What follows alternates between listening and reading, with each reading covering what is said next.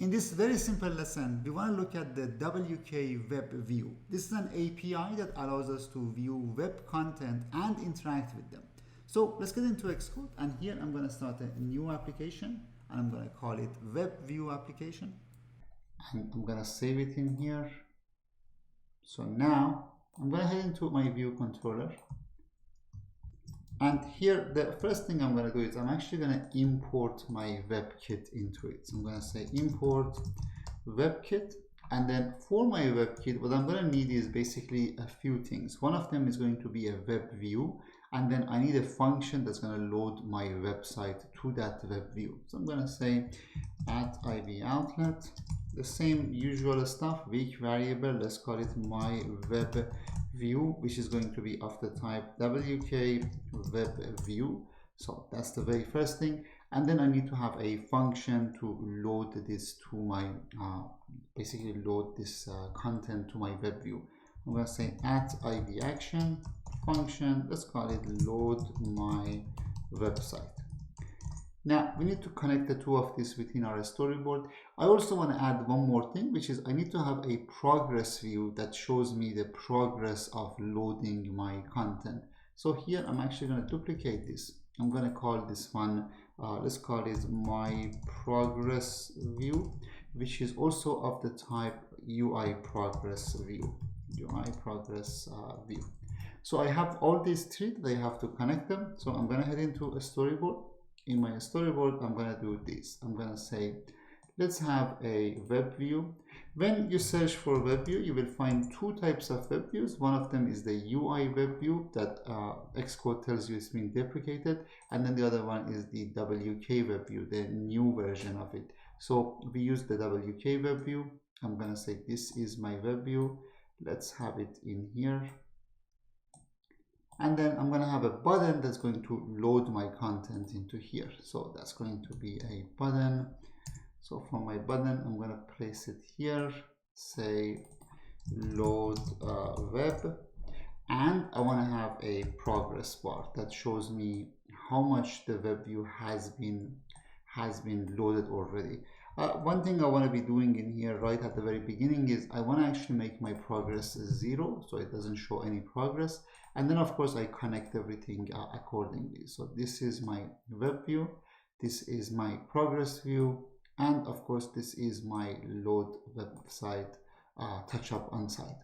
So we have everything taken care of in here. The next thing we want to be doing in here is that we actually want to load the website. So in loading the website, I need a URL. So I'm going to say let URL to be URL with string. And let's say the string for it is the link to my website. So any website that you need, in this case, I'm going to say my particular website. And then sometimes, or generally, you can't be sure that your URL will be generated from your string because the string may not represent a URL. So to take care of that, I'm going to say, let's guard this value. And if that didn't happen, basically return.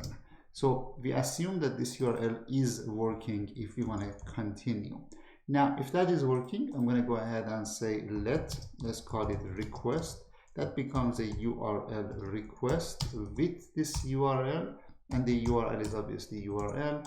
And then finally, I'm going to have to say my web view, or the name of the web view that we have, load that. So I'm going to say my web view dot load request, and the request for it is this request. So let's go ahead and run the application. And if I run it, we should be able to see our web view once I press the button.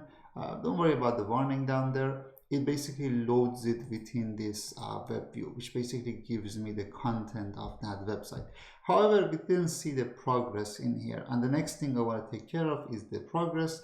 And to do that, what I want to be doing is I want to get the estimated progress of my web view, and I want to put that estimated progress within my progress. However, to do that, I need to have an observer. So let's go ahead and create that. So to create an observer, I'm going to come into my view did load. I don't need that line. What I do need is this. I need to have my web view. So my web view, I want to add an observer to it. And then I have to decide about the keypad as well as options and context. So all of these things are going to be rather simple. I don't have any context for it. Options is going to be a new one. And then the keypad for it, I have to decide about it in a second. And the observer is right within here.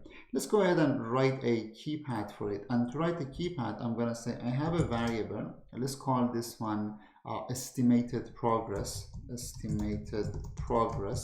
And that is going to be a string, and the value for it is estimated progress. So the reason I'm adding it like this is simply because I want to make sure that I can use it whenever I need it.